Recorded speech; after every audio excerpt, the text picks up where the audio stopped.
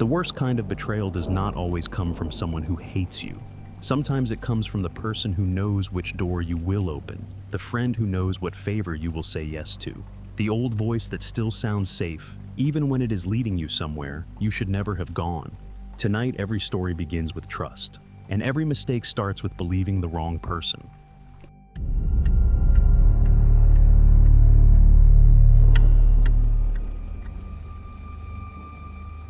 I should have called an Uber. That was the first mistake. I know that sounds obvious now. It sounds obvious to me too. But at the time, it felt like the responsible choice not to drive myself home.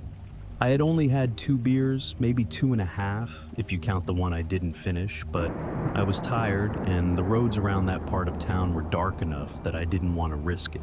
We had met at a small bar and grill outside Cedar Falls, the kind of place with sticky menus, neon beer signs, and basketball playing silently on the TVs above the booths. It was supposed to be a casual reunion, nothing big, just a few people from high school who had drifted apart and somehow found each other again through a group chat. Mark was the one who seemed the most unchanged. He had the same easy laugh, the same habit of tapping 2 fingers against his glass before answering a question. He remembered things I had forgotten, like the old teacher who used to lock his classroom door exactly 1 minute after the bell, or the time my car died behind the football field and 3 of us had to push it in the rain. That was what made it feel safe. Mark wasn't a stranger.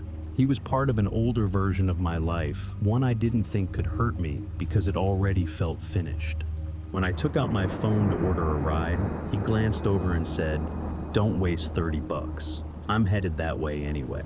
I hesitated, not because I was afraid of him, because accepting rides from people always makes me feel like I owe them something.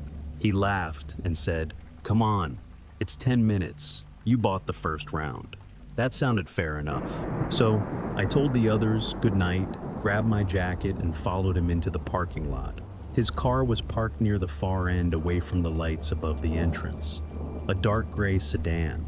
Clean inside except for a paper coffee cup in the console and a phone charger plugged in, but not connected to anything. I noticed that because my phone was at 32%. I remember checking. Mark pulled out of the lot without asking for my address. At first, I assumed he remembered the neighborhood I lived in. We had talked about it earlier. I even remember saying the name of my apartment complex. Then we passed the Shell station at the corner of Route 9. 5 or 6 minutes later, we passed it again. Same yellow sign, being broken ice machine near the door. Same white pickup parked beside pump 3. I looked out the window a little longer than I meant to. Mark noticed. He smiled without looking over and said, "Shortcut loops around the industrial park. Looks weird if you don't know it." That made sense. Enough sense anyway. I leaned back and tried not to act like I was checking the road. I told myself I was tired. I told myself Mark knew the area better than I did. Then I looked down at my phone. 9%. I stared at the number because I knew what I had seen before we left the bar. 32. Mark kept driving, one hand on the wheel, still smiling faintly at the road, like nothing had changed. Mark kept talking after that, not nervously. That would have been easier to understand. He talked like he was trying to fill the car with normal things before I could notice the quiet outside it. He asked if I still worked in logistics. He asked if I was still living alone. He asked if my sister was still in Des Moines, which bothered me a little because I didn't remember telling him she had moved there. I answered in short sentences, not because I was scared yet, more because I had started paying attention to the turns. The road curved past a row of closed storage units, then a fenced lot full of rental trucks, then a warehouse with no sign on the front. The kind of place you drive by without really seeing during the day. At night, everything looked unfinished. Just black windows, chain link fences, and yellow security lights buzzing over empty loading bays. I opened Google Maps.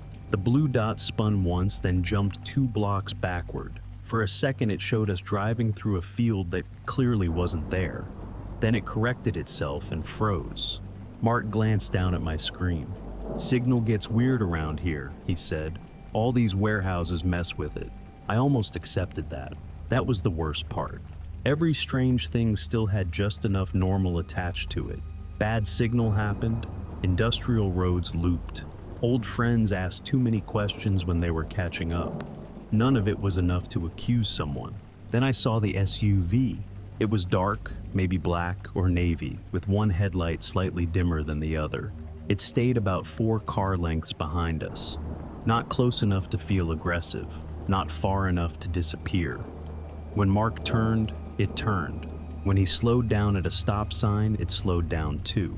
I looked at it through the side mirror. "Is that car following us?" I asked.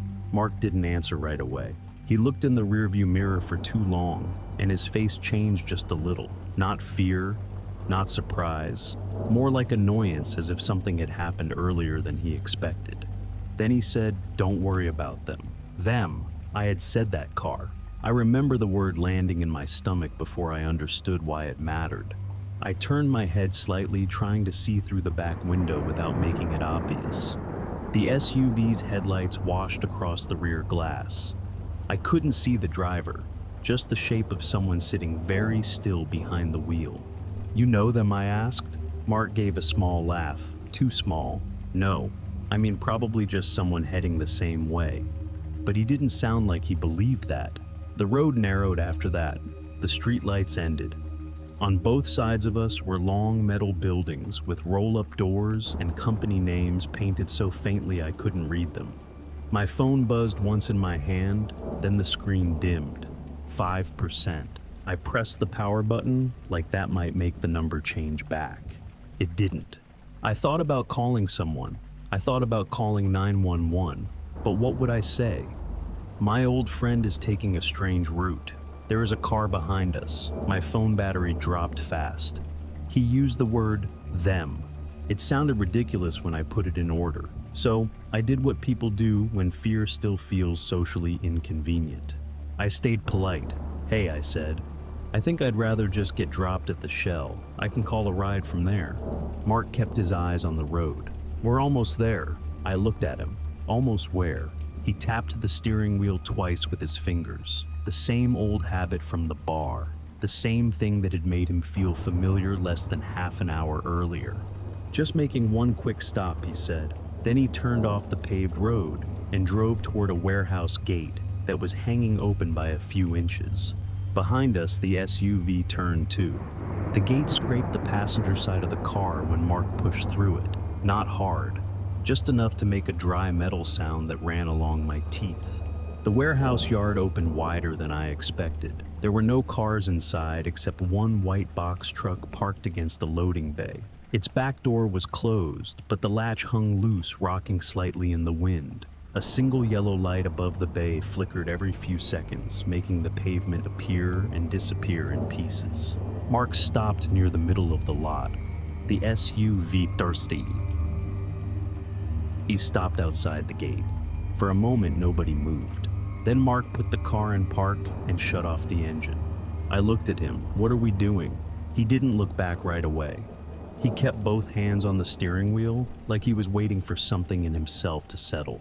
"I just need to drop something off," he said. 2 minutes. At midnight. It's not midnight. It was 11:47.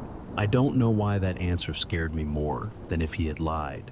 Maybe because he was still correcting small things, still acting like this was a normal disagreement about timing, and not a locked warehouse yard with another car waiting outside the gate. "I'm gonna get out," I said. Mark finally turned to me. His expression was almost apologetic. "I'd rather you didn't." That was the first time he said something that could not be turned into a misunderstanding. I reached for the door handle anyway. It clicked, but the door didn't open. I pulled again. Same thing. Mark had locked it from his side. "Unlock the door," I said. He looked toward the SUV, then back at me. "Just stay calm." I hate that phrase now. People say it when they have already decided your fear is inconvenient. Mark opened his door and stepped out. The cabin light came on for half a second, and in that brief yellow glow, I saw something on the floor behind the driver's seat. A black hoodie. At first, it meant nothing. People leave clothes in cars. I had a hoodie in my own back seat half the year. Then I saw the corner of a plastic bag underneath it. I waited until Mark walked toward the loading bay. Then I twisted in my seat and reached back with one hand. My fingers caught the edge of the hoodie and dragged it forward. Under it was a clear zip bag. Inside were three things: an old flip phone, a folded sheet of printer paper, and a bundle of white zip ties. For a few seconds I just stared at them. Not because I didn't understand, because I did. I pulled out the paper with hands that had stopped feeling like mine. It had been folded twice, cleanly, carefully. At the top was my full name. Under that was my apartment address. Under that was my license plate number. And beneath those, written in blue pen, were 4 words: "He trusts Mark." I don't remember breathing after that. The phone in my lap was at 3%. I opened my messages and tried to send my location to my sister. The text sat there with the little spinning circle beside it. Sending, sending, sending. Outside, Mark had stopped halfway to the loading bay. He was looking back at the car, not at me. At the hoodie in my hand. The person from the SUV stepped through the gate then. I couldn't see their face. They stayed far enough back that the yellow loading light only touched their shoes and the lower part of their pants. Mark raised one hand slightly, like he was telling them to wait. Then he walked back toward the car. I shoved the paper and phone back under the hoodie, but not neatly enough. He would know. He probably already knew. When he opened the driver's door, the cabin light came on again. His eyes moved to the back seat, then to me. For one second he looked tired, not angry, not panicked, just tired, like I had made this harder than it was supposed to be. "I really need you to stay calm for this part," he said. I nodded. I don't know why I nodded. Maybe because my body understood before my mind did that agreeing was the only thing I had left. "I feel sick," I said. Mark blinked. "What?" "I'm gonna throw up." He stared at me for a moment, trying to decide if I was lying. I made myself swallow hard. I pressed one hand over my mouth and leaned forward like I was fighting it. "I told you I shouldn't have had that last beer," I said. That part sounded real, because part of it was. Mark looked toward the person at the gate. The person didn't move. Then he cursed quietly and reached across me to unlock the passenger door. "Do it outside," he said, "not in the car." The lock clicked. I didn't wait for anything else. I slammed my shoulder into the door and shoved it open as hard as I could. It hit Mark's arm and knocked him backward. He grabbed for my jacket, but I had already twisted out of it. The sleeve tore. I stumbled, caught myself on the door frame, and ran. I didn't run toward the warehouse. I didn't run toward the gate. I ran toward the gap between the fence and the side of the building, where I could see the road beyond it and the yellow shell sign glowing in the distance. Mark shouted my name once, not loud. That scared me too, because he didn't sound surprised. He sounded disappointed. I don't remember the first part of the run clearly. I remember the sound of gravel under my shoes. I remember cold air burning the inside of my throat. I remember the fence on my left and the warehouse wall on my right, both close enough that I kept scraping my knuckles against metal and brick.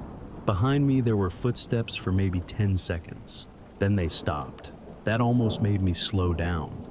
Some dumb part of my brain thought that meant I was safe, or that Mark had given up, or that maybe this whole thing still had some explanation I hadn't found yet.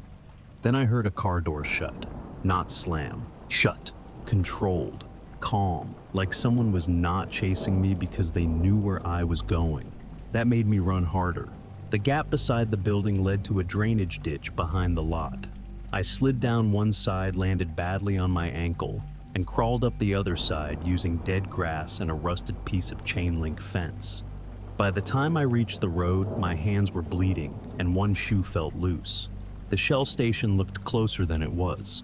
I could see the lights, I could see the pumps, I could see the broken ice machine beside the door, the same one we had passed twice before. But the road between me and the station was empty and wide with no sidewalk and no cover, except a line of parked trailers along the opposite side.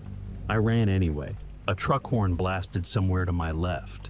I don't know if it was meant for me or not. I didn't look. I kept my eyes on the glass doors of the Shell. and the tired-looking cashier inside standing behind the counter with one hand on a coffee cup. When I hit the door, I hit it too hard. The bell above it rang like crazy. The cashier looked up annoyed at first, then he saw my face. "Lock it," I said. He didn't ask why. I think that saved me from having to explain before I could breathe. He walked around the counter, turned the deadbolt on the front door, and reached for the phone. I leaned against the soda cooler and looked back through the glass. For a few seconds, there was nothing. Then Mark's gray sedan rolled slowly past the pumps. The headlights were off. I saw him through the side window as he passed, one hand on the wheel, jacket sleeve torn at the wrist where I had pulled away from him. He did not look at the station, not directly, but the car slowed down. The cashier whispered, "Is that him?" I nodded. Mark kept driving. He circled the parking lot once slow enough that the tires made a soft clicking sound over the concrete seams. Then he pulled back onto the road and disappeared toward the industrial park. The police came 12 minutes later. I know because the cashier kept looking at the clock above the cigarette shelves and I kept asking how long it had been. I told them everything in the order I remembered it. The bar, the ride, the Shell station twice, the SUV, the warehouse gate, the zip ties, the paper with my name on it. One officer asked if I had been drinking. I said yes. He asked how much. I told him. I could tell he didn't dismiss me completely, but I could also tell the story sounded like something that belonged to a tired, drunk man at a gas station near midnight. That changed when the cashier showed them the security footage. The camera outside had caught Mark's sedan passing the Shell 3 times before I ran in. Not once, 3 times.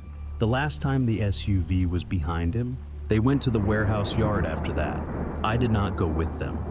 I sat in the back of a patrol car with a foil blanket around my shoulders, watching the Shell sign flicker above Pump 3. When the officers came back, they said the gate was locked. No sedan, no SUV, no white box truck, no hoodie, no bag, no zip ties. Nothing.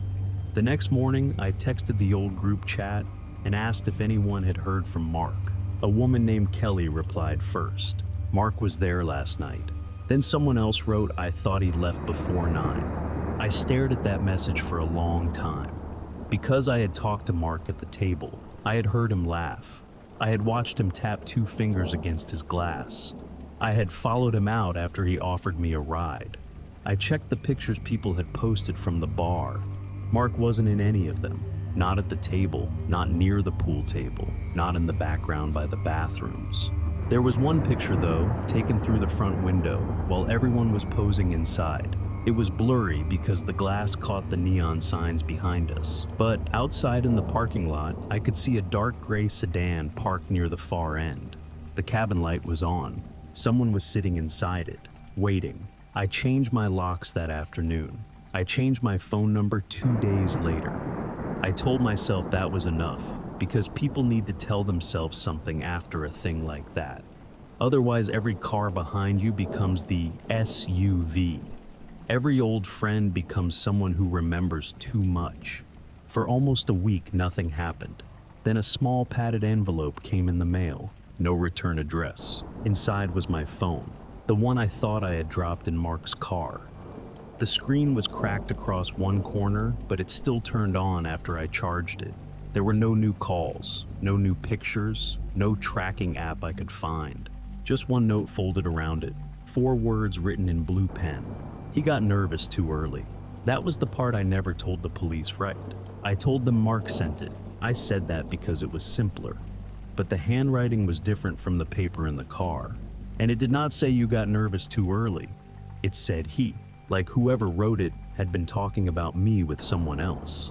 Like Mark had not been the person in charge. Like my old friend had only been the ride.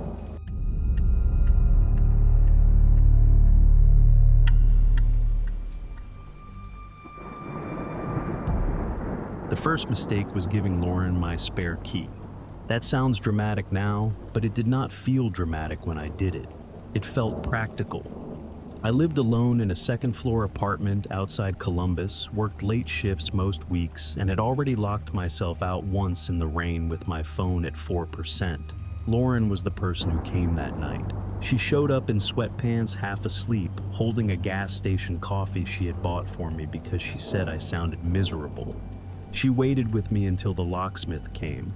She made fun of me for 3 days afterward, but in the way close friends are allowed to. So when I had a spare key made, giving it to her made sense. Lauren was organized, careful, the kind of friend who remembered dentist appointments you mentioned once, who brought soup when you were sick, who knew where you kept the extra trash bags because she had helped you clean after a bad week. If something happened to me, I liked knowing someone could get in. That was the safe version of it. The first strange thing happened on a Tuesday. I got home a little after 10, dropped my backpack by the door, and walked straight into the kitchen for water. Before I opened the cabinet, I saw a glass already sitting on the counter. It was half full. There were still 2 small pieces of ice floating in it, and condensation had formed around the outside, running down onto the laminate in thin, clear lines. I stood there longer than I should have. My apartment was quiet. The front door was locked. The chain was still hanging loose because I never used it when I left. Nothing looked broken. Nothing looked stolen. My laptop was still on the table. My wallet was still in the bowl by the door. I tried to remember making the drink before work. I could not. But I also knew memory does strange things when every day looks the same. Maybe I had poured it and forgotten. Maybe the ice had lasted longer because the apartment was cold. Maybe I was tired enough to scare myself with a glass of water. Then I texted Lauren. "Did you stop by today?" She replied almost right away. "No, why?" I typed nothing, then deleted it. I was about to put the phone down when I noticed the rim of the glass. There was a faint lipstick mark on it. Not dark, not obvious, just a soft pink smear where someone's mouth had touched the edge. Lauren never wore that color. I did not sleep much that night. The next morning I checked the door before work. The lock looked normal. The frame looked normal.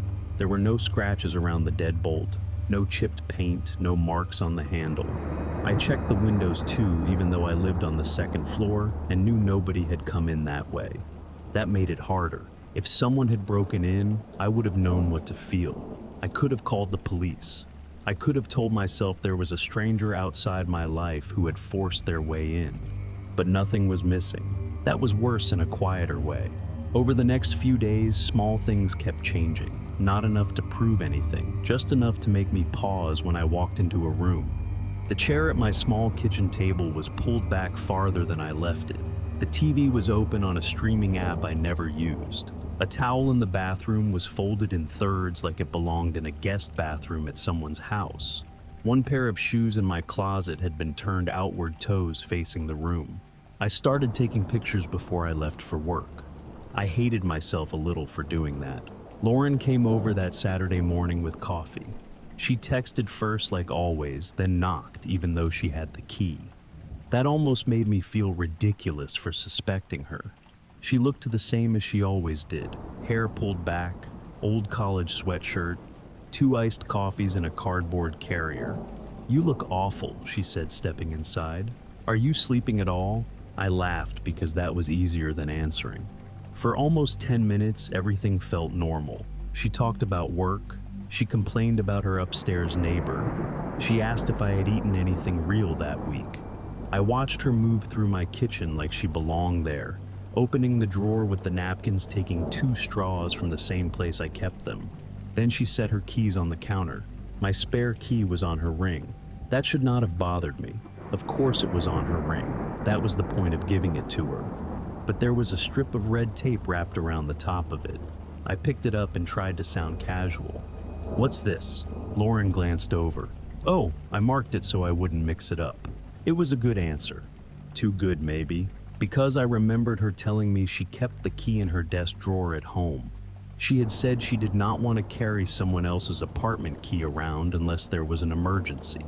I put the keys back down. After she left, I took a small piece of receipt paper and tucked it into the closet door frame right at the hinge. If anyone opened the door, it would fall. The next morning, it was on the kitchen table, folded once, neatly. I bought the camera during my lunch break. It was one of those small indoor cameras people use for pets. Nothing expensive. It connected to my phone recorded motion and sent alerts whenever something moved in the apartment. I felt stupid buying it. I felt even stupider hiding it behind a stack of books on the shelf across from the kitchen. I did not tell Lauren. That part mattered to me. If she was innocent, nothing would happen. If she was not, I needed to know before I said anything that could not be taken back. The first night, the camera caught nothing except me walking past it twice in sweatpants. The second night, it caught the front door opening at 2:13 a.m. I watched the clip in my car before work with the engine running and the heater blowing cold air against my hands. The camera angle did not show the door clearly because my coat rack blocked part of the entryway, but I saw the hallway light spill across the floor. I saw the shadow of the door moving inward. Then the kitchen light turned on. A hand entered the frame. Just a hand. It placed a glass of water on the counter. Then the feed froze. For 11 minutes, there was nothing but a still image of my kitchen. The timestamp kept moving, but the picture did not. When the video came back, the glass was gone and the front door was closed. I drove back to the apartment complex before going to work. The leasing office was not open yet, so I waited outside until the assistant manager arrived with a paper cup of coffee and keys in her hand. I told her I thought someone had entered my apartment. She asked if there was damage. I said no. She asked if anything had been stolen. I said no again, and I heard how weak it sounded. Then I asked if I could see the hallway camera from the night before. She almost said no. I could see it in her face. Then I showed her the clip from my camera. 20 minutes later, we were standing behind her desk watching the hallway footage. Lauren appeared at 2:12 a.m. She was wearing a hoodie and jeans. Her hair was tied back. She did not look nervous. She did not knock. She did not call me. She walked up to my door, used the key, and stepped inside like she had done it 100 times. I felt something in me go flat. Not shocked, not even angry yet, just flat. The assistant manager whispered, "Is that your emergency contact?" I said no. She frowned at the screen. "That's strange. She called last month asking about your lock." I turned toward her. "What do you mean?" She looked uncomfortable then, like she had said something she was not supposed to say. "She said you had been under stress. She asked if we would notify family before changing the lock, in case you got paranoid, and requested it suddenly." For a second, I could not make my mouth work. I had never told Lauren she was my emergency contact. I had never told the office she could speak for me. I asked for the locks to be changed. The assistant manager said maintenance could do it that afternoon. That meant I had to go upstairs first and get my work laptop, my passport, and the cash I kept in a drawer. I told myself I would be in and out in 3 minutes. When I opened my apartment door, I did not step inside. Every chair in my living room had been turned toward the entrance. 2 kitchen chairs, my desk chair, even the old folding chair I kept in the closet, all of them facing me, as if people had been sitting there waiting to see what I would do when I came home. I backed into the hallway and left the door open. That felt wrong too. Every part of me wanted to close it, lock it, and pretend I had never seen the chairs. But the locks did not mean anything anymore. Not to Lauren, not to whoever had been inside. So I stayed where the hallway camera could see me and called the police. Then I called the leasing office. The assistant manager came up first. She stopped beside me, looked into the apartment, and did not say anything for a while. I think she had wanted this to be a misunderstanding until she saw the chairs. The police arrived about 15 minutes later. I showed them the camera clip. I showed them the hallway footage the leasing office had saved. I showed them the receipt paper from the closet still folded on my kitchen table. One officer walked through the apartment while the other stayed with me near the door. Nothing had been stolen. Again, that was the part that made everything feel slippery. People understand stolen laptops. They understand broken windows. They understand a stranger rifling through drawers. They do not always understand a friend using a key to leave a glass of water on your counter. Lauren showed up while the officers were still there. I still do not know who called her. She came down the hallway wearing the same college sweatshirt from Saturday, her hair damp like she had just showered. She looked at me first, then at the open apartment door, then at the officers. "What happened?" she asked. Her voice was perfect. Worried, confused, hurt. One of the officers asked if she had a key to my apartment. Lauren said yes because I had given it to her. That was true. She said I had been stressed lately. That was also true. She said I had trouble sleeping and sometimes forgot things. True again. That was what scared me most. She did not have to lie much. I was checking on him, she said. He told me I could if I was ever worried. I looked at her. I never said that. Lauren's face softened like I had disappointed her. You did, she said quietly. You just don't remember. For 1 second I wondered if she was right. That is embarrassing to admit, but it is true. She said it with so much certainty, and she knew enough real things about me to make the false parts feel possible. Then the assistant manager mentioned the call about my lock. Lauren's expression changed, only for a second. The officer noticed it too. The locks were changed that afternoon. I packed a bag while the officer waited in the doorway. I stayed with my sister for a week, then broke the lease and moved out before the month ended. Lauren texted me every day at first. You're scaring me. I was only trying to help. Please don't let them turn you against me. Then the last one. You said I could come in if I was worried. I blocked her after that. A few nights later, I watched the old camera clips again because I could not stop myself. I found one I had skipped before. It was from the night with the first glass of water. Lauren stood in my kitchen at 1:58 a.m. She placed the glass on the counter, sat at the table, and folded her hands in front of her. She did not look around. She did not steal anything. She just sat there facing the empty chair across from her. Then she said something so softly, the camera barely caught it. He still thinks this is his place. I listened to it 7 times. She was not looking at the camera when she said it. She was looking at the empty chair. 2 days after I moved out, my sister found a small envelope tucked under her front door. No stamp, no return address. My name was written on the front in neat blue ink. Inside were 3 keys, all new, all cut for the old apartment lock. There was no note, just a faint pink lipstick mark on the flap of the envelope. I told myself Lauren had made copies before the locks were changed. That was the easiest explanation. It was also the only one that let me sleep. But sometimes I still think about that video. Lauren sitting in my kitchen, the glass of water between her and the empty chair, and the way she said he, not you, he.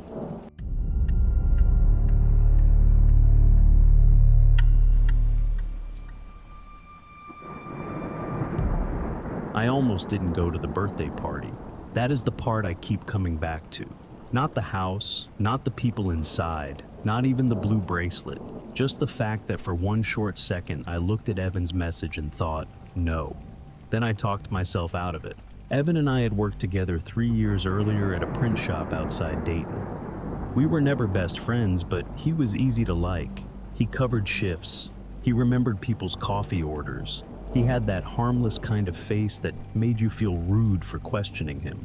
So when he texted me on a Saturday afternoon and asked if I could stop by a small birthday gathering, I did not think of it as suspicious. I thought of it as inconvenient. He said the party was for a woman named Mara. I had never met her. Evan said she had been having a rough month and that a few extra people showing up would mean a lot. He used that exact phrase, mean a lot, like my absence would be noticed by someone who did not even know me.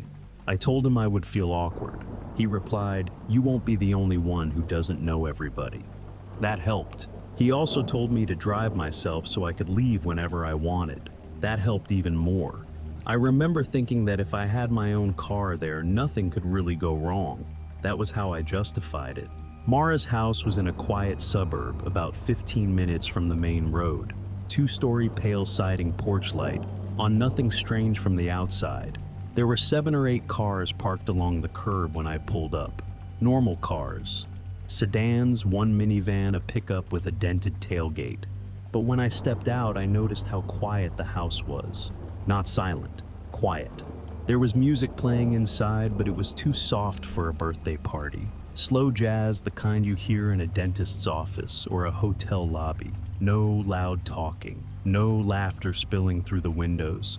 No one standing outside with a drink. I almost got back in my car. Then Evan opened the front door. He smiled like he had been watching for me, though I told myself he had probably just heard my car. He waved me in and said, "Glad you made it." The entryway smelled like vanilla candles and something baked, maybe cake. A woman I did not know stood near the coat closet with a small plastic box in her hands. Before I could say hello, she took out a pale blue wristband. "Just wear this until the end," she said. I looked at Evan. He gave me a tiny shrug like it was nothing. I asked, "An end of what?" The woman smiled. "The party." I let her put the bracelet on me. That is another small thing that bothers me now. I could have said no. I could have laughed and told her I did not do wristbands at house parties. I could have made it awkward for 5 seconds and maybe save myself the rest of the night. But she was smiling. Evan was standing beside me, and refusing something that small felt stranger than accepting it. The band was made of thin plastic, not paper. Pale blue, almost hospital blue, with a strip of adhesive at the end. The woman wrapped it around my wrist and pressed the tab down with her thumb. It clicked softly. I did not like that. There was a small black number printed near the edge. 17. Nothing else. No logo, no brand, no event name. Evan noticed me looking at it and said, "Mara's friend is weird about head counts. Don't worry about it."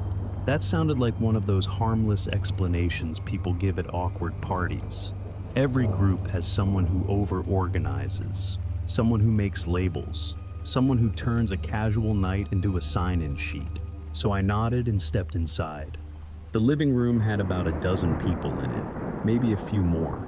They stood in loose circles, holding drinks they were not really drinking. The food table was set up near the kitchen, but the chips were untouched, and the little sandwiches still looked arranged. A round cake sat in the center of the dining table with white frosting and no candles. Mara was easy to spot. She stood near the fireplace in a green dress, talking to 2 women who kept nodding too quickly. She was pretty in a tired way with perfect posture and eyes that moved around the room without ever resting on anyone for long. Evan took me over and introduced me. Mara smiled and said, "Thank you for coming. Not nice to meet you. Not happy birthday. Thank you for coming." I told her happy birthday anyway. Her smile stayed in place, but something behind it did not move. The first time I noticed the white bracelets, I was standing near the food table, pretending to read the labels on the drinks. A man by the hallway had one on his wrist. White, not blue. He was not talking to anyone. He just stood there with his hands folded, looking toward the front door. Then I saw another woman by the stairs wearing the same white band. Then another near the kitchen. The people in blue moved around the room. The people in white stayed near exits. I asked Evan about it. He followed my eyes to the man by the hallway, then looked away too quickly. "Probably helping with the party," he said. Probably. I hated that word later. I pulled gently at my bracelet just to test it. The adhesive held tight. When I twisted it, the edge scraped my skin. It was not impossible to remove, but it would not come off quietly. Evan saw me doing it. "Just stay until cake," he said. "It'd look bad if we leave before that." "We." That was the word that made me stay. Because if I left, I was not just leaving a strange party. I was embarrassing Evan. A few minutes later, I went to the bathroom. I locked the door and held my wrist under the light. The skin around the band had already turned pink. There was a small pair of scissors beside the sink. I picked them up fast. Then I saw the screw was missing. The blades hung loose in my hand, useless. I put the scissors back exactly where I found them. That felt important at the time. I did not want anyone to know I had touched them. I did not want to be the person at a birthday party who got caught trying to cut off a wristband in the bathroom. When I opened the door, Evan was standing at the end of the hallway. He was not close enough to be waiting for me. That was what I told myself. He was just near the hallway, just holding a drink, just looking in my direction because I had come out. But his eyes dropped to my wrist before they moved to my face. "Everything okay?" he asked. "Yeah," I said. Bathroom scissors are broken." I do not know why I said that. Maybe some part of me wanted to see his reaction. Evan smiled, but only with his mouth. Mara keeps meaning to replace things. Then he turned and walked back toward the living room, like that explained anything. I followed him because standing alone in the hallway felt worse.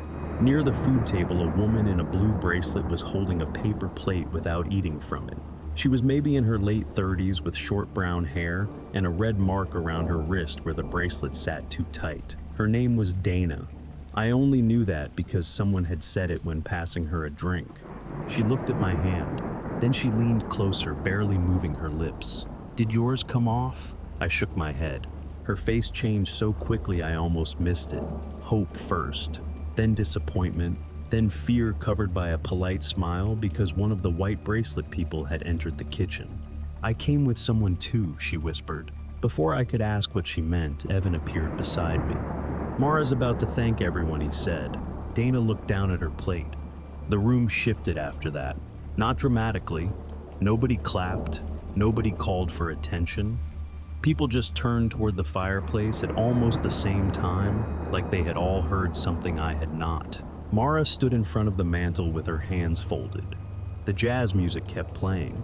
She smiled at the room and said, "I just want to thank everyone for being here tonight." That part was normal. Then she said, "It matters that we keep things balanced." Nobody reacted. She continued, "I know some of you came as favors. Some of you came because someone asked nicely. Some of you may not understand the shape of the evening yet. That's all right." I looked at Evan. He was staring at Mara, not me. Mara's smile softened. "We only ask that nobody rushes the count. Not everyone can leave at the same time." A few people laughed lightly, not because it was funny, because it seemed expected. I felt my heartbeat in my wrist under the bracelet. I leaned toward Evan. "I need to go." He did not look surprised. That was what I noticed first. He looked like he had been waiting for me to say it. "Just wait a little longer," he said. "No, I'm leaving." He put his hand on my shoulder. It was not hard. It was not violent. If anyone had looked over, it would have seemed friendly, reassuring even. But he kept it there. "Not yet," he said. "You don't want to make this awkward." That was when I understood the trap better. It was not locks, not at first. It was manners. It was the fear of making a scene in someone else's house. It was the pressure to act normal because everyone else was acting normal. It was the small shame of being the only person who looked scared. I stepped away from him and walked toward the front door. The man with the white bracelet moved before I reached it. He did not grab me. He did not block me with his hands. He just shifted his body into the doorway and looked down at my wrist. Then he said very softly, "Blue stays until count," like he was reminding me of something I already knew. I remember looking at his hands. That sounds strange, but it is true. I looked at his hands because if he had grabbed me, everything would have become simple. I could have yelled. I could have shoved him. I could have told myself this was no longer a misunderstanding. But his hands stayed at his sides. He only stood there. That made it worse.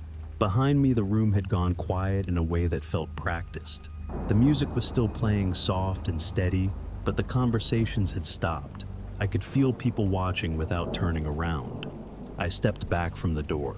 The man with the white bracelet smiled like I had made the correct choice. I went straight to Evan. "What is this?" I asked. He looked tired then. Not guilty, not afraid, just tired, like I was asking him to explain something obvious in front of other people. "It's a tradition," he said. "Mara does this every year. A birthday tradition where people can't leave." His eyes moved toward my wrist. "Nobody said you can't leave." He did. Evan lowered his voice. "Just wait until they cut the cake. That's all. 5 more minutes and we're done." 5 more minutes. People always use small numbers when they want you to ignore your instincts. I took out my phone. I was going to call 911 or my brother or anyone who would hear my voice and make this real. There were 2 bars for half a second. Then none. I tried turning toward the window. Nothing. I opened my messages and typed Mara's address as fast as I could. The message did not send. Evan watched me do it. "Wi-Fi password?" I asked. He gave me one. It failed. He frowned as if embarrassed and gave me another. That failed too. Across the room, Mara was speaking quietly to the woman who had given me the bracelet. Dana stood near the food table with her plate still untouched. When she saw me looking, she moved her eyes toward the kitchen. Only her eyes. Then she looked down at her own blue bracelet. I understood enough. Not everything. Not the Count, not Evan, not why anyone would do this. But I understood that the front door was not the way out. I patted my pockets like I was looking for my keys. They were gone. For a second, I thought I had left them in the bathroom. Then I saw movement through the front window. A car was rolling away from the curb with its headlights off. My car, or one that looked close enough in the dark to make my stomach drop. The woman at the coat closet had brushed against me when she put on the bracelet. I remembered it clearly then. Her hand touching the side of my jacket, her smile staying perfectly still. I looked at Evan. He looked away. That was the answer. I stopped asking questions after that. I walked toward the kitchen slowly, like I had given up and only wanted water. No one stopped me. Maybe because I was not heading for the front door. Maybe because they thought the yard was enough. The back door was past a narrow laundry room. It had a small window covered by a beige curtain and a deadbolt that turned easily under my hand. Cold air hit my face when I opened it. The backyard was fenced in, not tall, but tall enough. There was a wooden gate at the far corner held shut with a loop of twisted wire instead of a normal latch. Behind me, the jazz music kept playing. Nobody shouted. Nobody ran. That almost made me feel invisible, and then I realized that might be the point. They did not have to chase if they thought every exit had already been handled. I crossed the yard fast, keeping low for no reason except instinct. The wire on the gate had been twisted tight. My fingers slipped twice. I used the metal edge of my house key to pry it loose, scraping skin off my thumb. Inside the house, someone laughed. One short laugh, then silence again. The wire gave. I pushed through the gate into a narrow alley between backyards. I did not run toward my car. I did not go back around to the front. I moved away from the house, cutting between garbage bins and wet leaves until I reached the next street. There was a porch light on at the second house. I knocked hard enough to hurt my knuckles. A man opened the inside door, but left the storm door locked. He looked past me first, then at my wrist. I said, "Please call 911.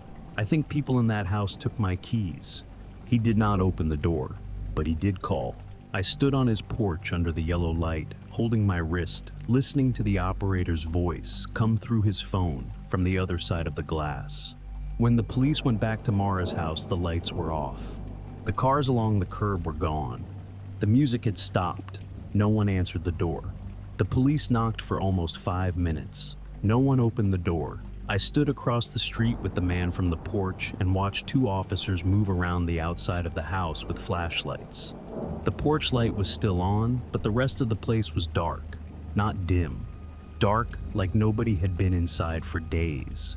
That was not possible. I had been standing in that living room less than 20 minutes earlier. I had heard music. I had smelled candles and cake.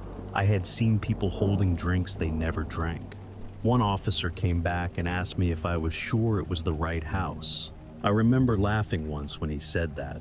Not because anything was funny, because I had reached the part of fear where the world starts asking you to prove what it just did to you. The homeowner from the porch told them I had come from the alley behind Mara's house.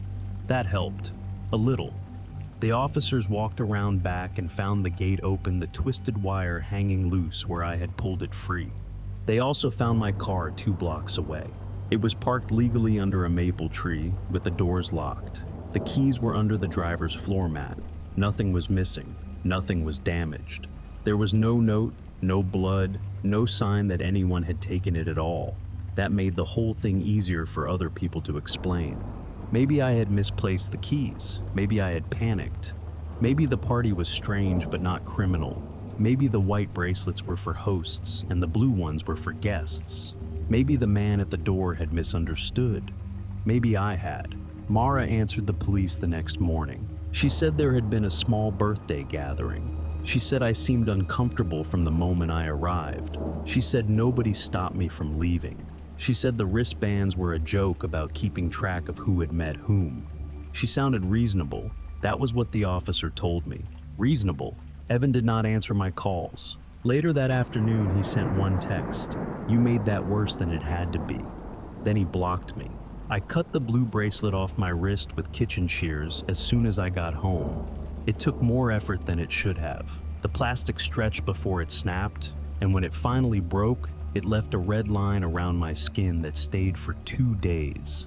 I put the bracelet in a sandwich bag. I do not know why, evidence maybe, or proof for myself. There was no logo on it, no company name, no QR code, just the number 17 printed in black near the edge. I searched online for event wristbands that looked like it and found hundreds of almost identical ones. That should have helped. It did not. For a week I kept thinking about Dana, the way she had asked if mine came off, the way she said I came with someone too. I called the police once to ask if anyone else had reported anything from the party. They said no. I understood what that meant. It meant nothing had happened officially. On the 8th day, I cleaned out my jacket, the one I had worn to Mara's house. I had thrown it over the back of a chair and avoided touching it because every time I saw it, I remembered Evan standing in the living room, telling me not to make things awkward. There was something in the left pocket. At first I thought it was the broken bracelet, but the broken bracelet was still in the sandwich bag on my desk. This one was whole, a fresh blue wristband folded neatly in half. The adhesive tab had not been used, the same pale blue plastic, the same black printed number, 17. My hands started shaking before I even turned it over. On the inside of the band, written in small black letters, were 5 words. He left before count. I sat down on the floor with my jacket in my lap and read it again and again, trying to make it become something else. It did not. I do not know who put it there. I do not know when. I do not know what count means. For a while, I told myself Evan slipped it into my pocket as some sick apology. Then I remembered something I still hate remembering. Evan never touched my jacket that night. The woman at the door did. The one who smiled before I knew enough not to smile back. I threw the bracelet away twice. Both times I went back for it. It is still in a box at the back of my closet, sealed inside 3 plastic bags, because part of me believes throwing it away would be like leaving before I am allowed to. I know how that sounds. I know. But sometimes, when I wake up in the middle of the night, I can still feel it around my wrist. Not tight, just waiting.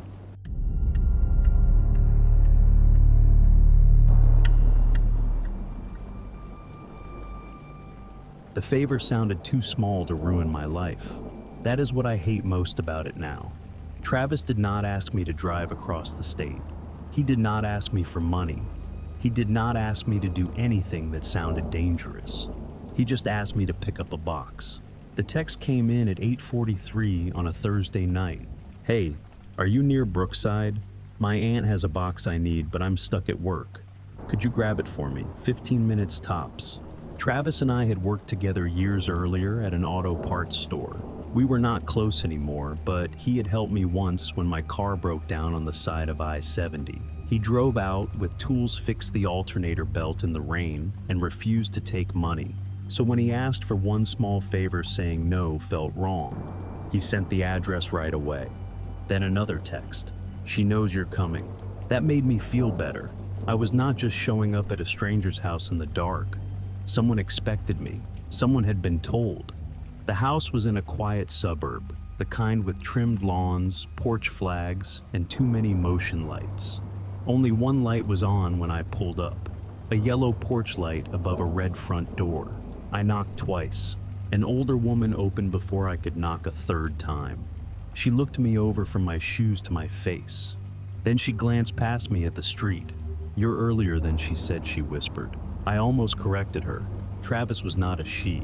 But the woman stepped back like she had already decided I was allowed in, and I told myself maybe Travis had arranged this through his sister or his cousin or whoever actually lived there. I'm just here for the box, I said. The woman did not answer right away. She looked past me again. Did anyone follow you? I turned slightly toward the street. My car was the only one at the curb. When I looked back, she was smiling. I mean parking, she said. Parking gets strange on this block. It was a terrible explanation, but I still stepped inside. The entryway smelled like old carpet and cigarette smoke. Not fresh smoke, the kind that stays in curtains for years after someone swears they quit. There were family photos on the wall beside the stairs, but most of them had been turned face down against the nails. so only the brown cardboard backing showed. I noticed that immediately. Then I told myself not to. Old people do strange things with pictures. Maybe someone had died. Maybe she was redecorating. Maybe I was being rude by staring at walls in a house I had no business judging. The woman closed the door behind me, but did not lock it. That helped. She pointed toward the dining room and said, "It's in there." I stayed near the mat. Travis said it was just a box, I said. Her eyes moved quickly to my face, then away. Yes, she said. That's what she said too. There it was again. She. I took out my phone and texted Travis. "I'm here." She seems confused. The message showed delivered. No reply. From somewhere deeper in the house, I heard a floorboard creak. The woman heard it too. Her shoulders lifted a little, then settled. "You came alone this time?" she asked. This time. I looked at her. I've never been here before. She smiled like I had said something sad instead of something true. Of course. I should have left then. I know that. But the front door was right behind me. My car was outside, and the woman looked more frightened than dangerous. That combination kept me standing there longer than I should have. On the small table near the stairs was a yellow envelope. My name was written across the front. Full name, first, middle, initial, last. Not Travis's name, not for pickup, mine. I stared at it until the woman noticed. "She gave me that," she said. "Who?" The woman did not answer. She walked into the dining room and came back with a small cardboard box, both hands under it, like it was heavier than it looked. Brown tape covered every seam. She held it out. I did not take it. On top of the box, written in black marker, were 6 words. "Do not open until he agrees." I looked from the box to the woman. Agrees to what? Her face tightened just slightly, like I had forgotten my line. "You're supposed to say yes before you leave," she said. I did not say yes. I did not say no either. That was the strange middle place I stayed in for a few seconds, with the woman holding out the box and the front door still close enough behind me that I could feel cold air leaking around the frame. "What is this?" I asked. The woman looked toward the hallway, not at the dining room, not at the stairs. The hallway. "You know what it is," she said. I pulled out my phone and called Travis. It rang once in my ear. Then from somewhere inside the house, another phone started ringing. Same ringtone, same rhythm. The woman closed her eyes like she had been waiting for that mistake. I lowered my phone slowly. The sound was coming from deeper in the house, past the dining room, maybe a bedroom or a back office. It kept ringing until my call went to voicemail. Then the house went quiet again. "Where is Travis?" I asked. The woman's grip tightened on the box. "You were not supposed to call him from inside," she said. That was when I stopped caring about being polite. I stepped backward and reached for the front door. The woman did not try to stop me. She only looked disappointed, which somehow felt worse. As I turned, I saw the small table by the stairs again. The yellow envelope with my name on it was still there. Beside it was a phone. Travis's phone. I knew it was his because of the cracked black case. The bottom right corner had been split for years, and he used to joke that replacing a phone case was how companies tricked people into admitting defeat. The screen lit up from my missed call. One missed call from me. Under the phone was a printed photo. I saw my own face before I understood what I was looking at. It was a picture from my social media profile, one I had forgotten was public. Someone had printed it on cheap paper and circled my head in red marker. Below it, someone had written, "He will come if Travis asks." My hand went cold around the doorknob. From the hallway, there was a knock. 3 slow taps against the wall. The woman turned toward the sound. For the first time, she looked afraid. Then she whispered, "He's changing his mind." I did not know who she meant. I did not wait to find out. I grabbed Travis's phone from the table and pulled the front door open. The woman made a small sound behind me, almost like she wanted to warn me, but I was already outside. The porch light flickered once as I crossed the steps. I ran to my car, locked the doors, and started the engine with shaking hands. The woman came to the doorway, holding the box against her chest. She did not chase me. She only stood there barefoot on the porch and called out in a thin voice. "He said you were the kind one." I did not drive home. That was the only smart thing I did that night. I drove 3 blocks too fast, then slowed down because my hands were shaking so hard I almost clipped a parked car. Every porch light looked like someone watching. Every parked SUV looked occupied. I kept glancing at Travis's phone on the passenger seat, waiting for it to ring again. It did not. I pulled into a gas station on the edge of Brookside because it was bright and open, and there were 2 other customers inside. I parked directly under the canopy lights, locked the doors, and called 911 from my own phone. The dispatcher asked if I was safe. I said I did not know. That was the most honest answer I had. I gave them the address. I told them about the woman, the box, the envelope with my name, the phone ringing inside the house, and Travis's phone sitting by the stairs. Saying it out loud made it sound worse and less believable at the same time. While I was talking, Travis's phone lit up. An unknown number was calling. I did not answer. I let it ring until it stopped. Then it started again. The dispatcher told me not to touch it anymore. The police reached the house about 20 minutes later. I stayed at the gas station until an officer came to speak with me in person. He took Travis's phone in a paper evidence bag and asked me several questions twice, probably to see if my answers changed. When they checked the house, it was empty. The woman was gone, the box was gone, the yellow envelope was gone, there was no one in the hallway, no sign of a struggle, no Travis. But they did find things that made them take me more seriously. A cup of tea still warm on the kitchen counter, a chair pulled sideways in the hallway, mud near the back door, a phone charger still plugged into the wall beside the stairs with no phone attached to it. The officer came back and asked how well I knew Travis. I said we used to work together. He asked when I had last spoken to him before the text. I told him maybe 6 months. That was when his face changed. Travis had been reported missing that morning by his sister, not that night. That morning, the text asking me for a favor had come almost 12 hours after anyone in his family had heard from him. For a while, I hated Travis for bringing me there. Then I hated myself for that because it became clear he might not have brought me there at all. Someone had used his phone. Someone had known I would answer if it was him. 2 days later, I got a text from an unknown number. You were supposed to bring the box. I sent it to the detective. He told me not to respond. I did not. A week after that, Travis was found alive in a motel 2 counties over, dehydrated, confused, barefoot. He remembered leaving work. He remembered stopping for gas. After that, almost nothing. When police asked him why he had texted me, he cried and said he never did. I believed him. I wish that had made it better. My car was returned after they checked it for evidence. I picked it up from the police lot on a rainy afternoon. The officer said they had not found anything useful. No prints that mattered, no tracker, no signs anyone had broken in. I drove home with the radio off. At a red light, I opened the glove box to grab my registration because I kept thinking I should check everything myself. There was a yellow envelope inside. No stamp, no address, just my full name across the front. I pulled over before opening it. Inside was 1 sheet of paper. He came because you asked.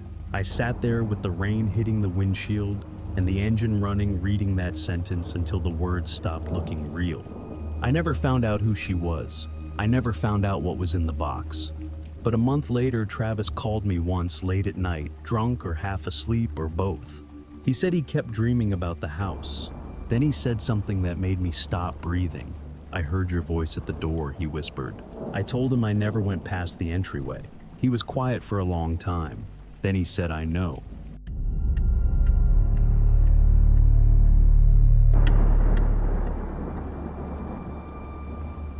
I knew they had a group chat without me. That was not the strange part. Every old friend group has one. The real group chat, the quieter one, the one where plans get made before anyone pretends to include everybody. I just didn't know theirs was about me.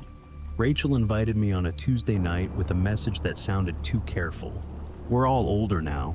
It might be good to talk like adults. She meant the old group. Ben, Melissa, Drew, Rachel, and me. In college, we had spent almost every weekend together. Then something happened during a lake house trip our senior year, and after that, nobody really said goodbye. We just stopped becoming people who called each other. There had been 6 of us back then. Caleb was the one nobody mentioned anymore. Rachel said this weekend was not about blame, just food, drinks, and clearing the air.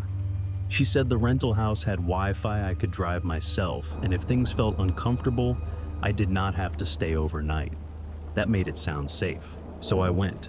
The house was on a narrow lake road in western Michigan, tucked between 2 empty summer cabins and a dark tree line. Nothing about it looked wrong from the outside. Warm kitchen light, 2 cars in the gravel driveway, smoke from the chimney even though it was not cold enough for a fire. When I stepped inside, everyone stopped talking, not gradually, all at once. Rachel smiled first, then Ben, then Melissa looked down at her drink.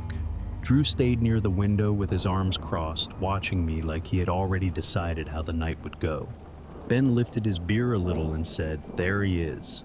Nobody hugged me. Nobody stood up. I told myself that was normal. It had been years. People get awkward when guilt has had too much time to dry into politeness. Rachel took my coat and said, "I'm really glad you came." The kitchen table had drinks already poured, 5 people in the house counting me.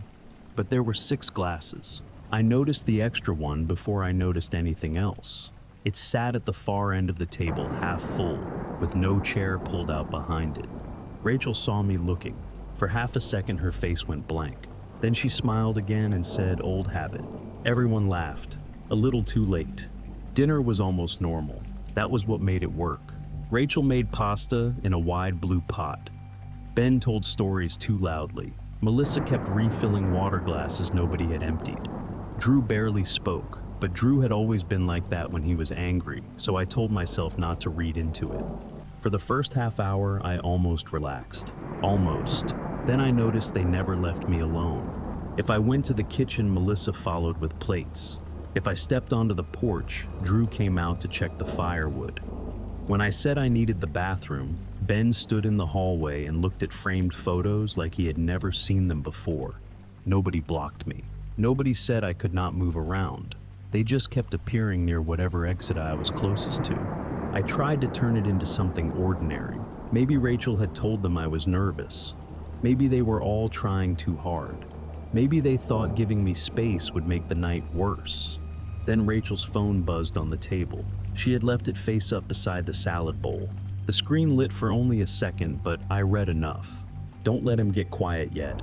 The notification came from a group chat called Friday Repair. Rachel snatched the phone up too quickly. I looked at her. She looked back. For a second, neither of us pretended. Then Ben clapped his hands once and said, "So are we finally talking about Caleb or what?" The room changed. Not loudly, not with drama. It just tightened. I forced a laugh. That's one way to ease into it. Nobody laughed with me. Rachel sat across from me and folded her hands on the table. "We said we wouldn't ambush you," she said, "but we do need to talk." "About what?" Drew finally turned from the window. "About what you remember." I did not like that sentence. Not what happened, not what Caleb said, what I remembered. Rachel started gently, too gently.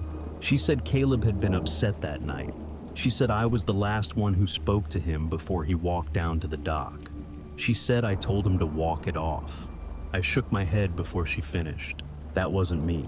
Melissa looked down at her glass. Ben rubbed his mouth. Drew kept staring. Rachel said, "We're not blaming you."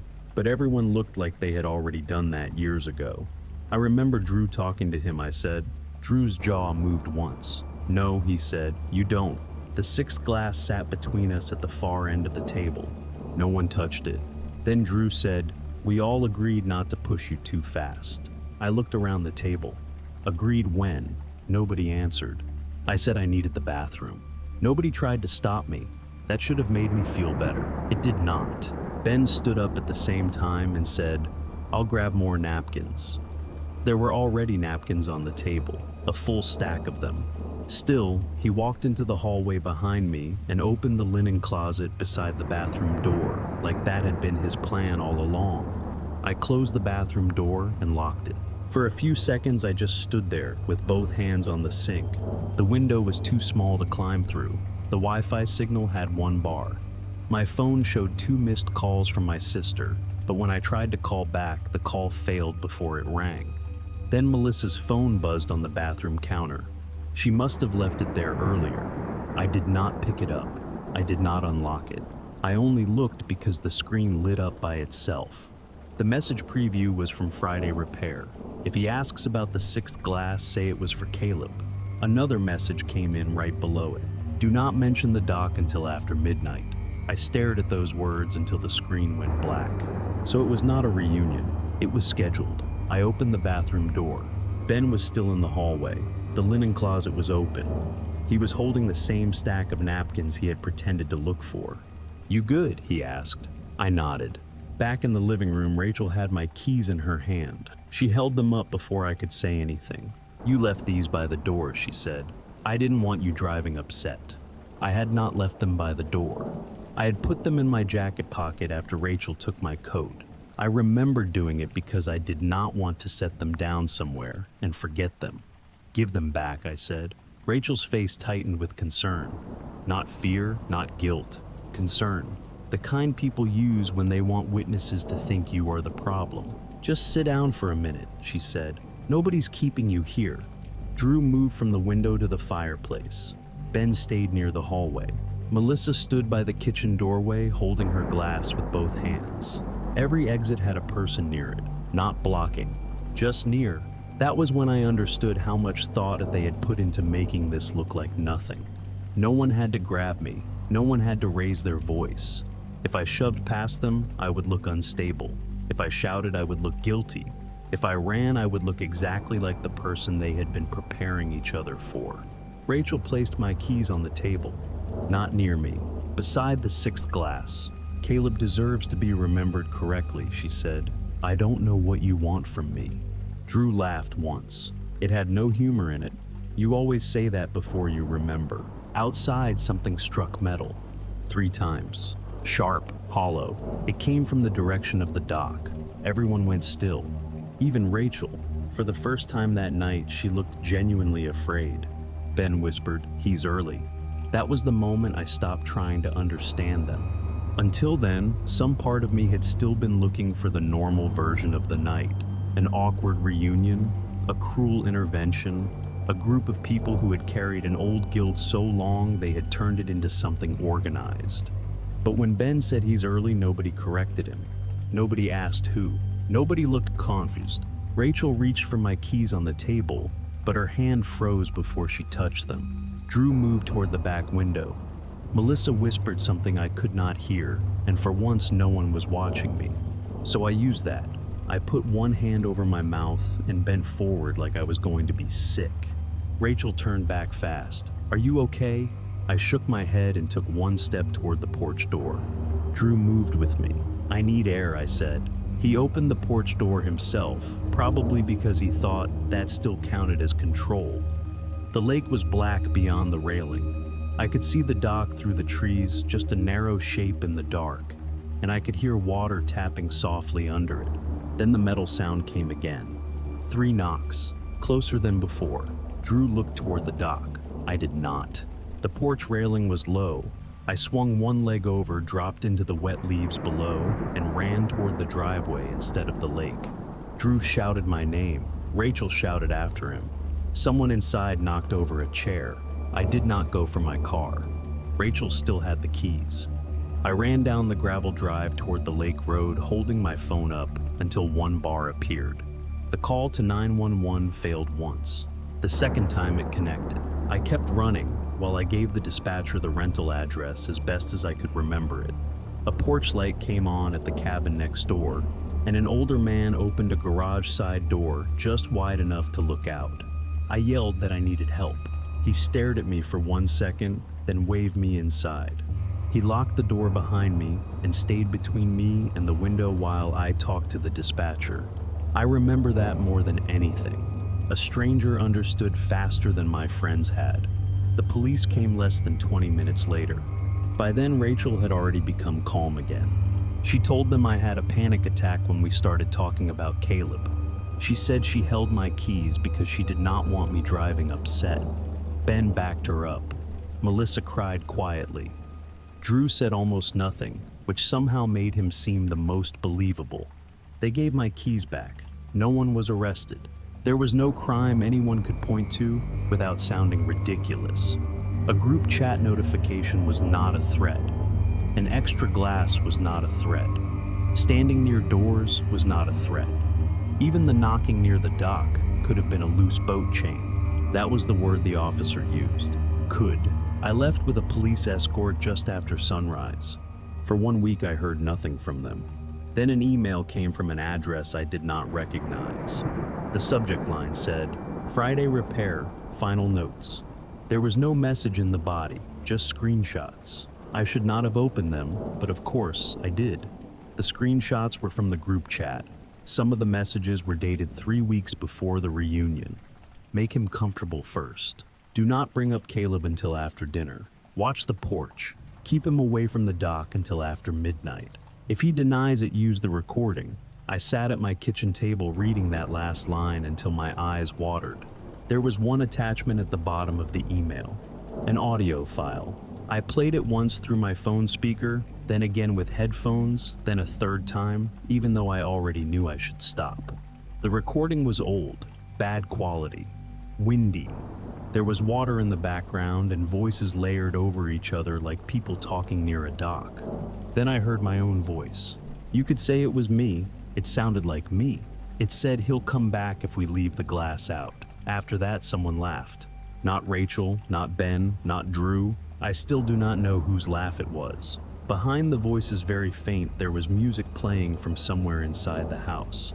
Slow jazz. The same kind of music I had heard at another strange gathering once, though I try not to think about that too much. I sent everything to the police. They told me not to contact the group. I didn't. But sometimes I still think about the sixth glass sitting at the end of that table.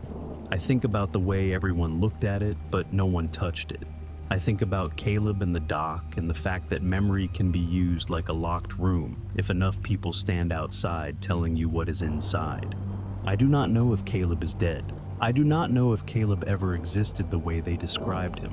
I only know this. No reunion needs a private group chat to control one person. And nobody pours an extra drink out of habit.